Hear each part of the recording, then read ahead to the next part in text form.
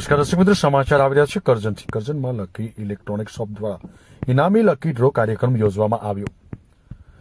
કરજણ નવા બજાર વિસ્તારમાં જૂની નગરપાલિકા પાછળ છેલ્લા 28 વર્ષથી કાર્યરત લકી ઇલેક્ટ્રોનિક શોપ દ્વારા દર વર્ષે તહેવારોના પ્રસંગે ગ્રાહકો માટે ઇનામી લકી ડ્રો યોજવામાં આવે છે. આ વર્ષે પણ નવરાત્રીથી લઈને દિવાળી વચ્ચે ઇલેક્ટ્રોનિક ચીજ વસ્તુઓ ખરીદનાર ગ્રાહકોને કૂપન આપવામાં આવી હતી.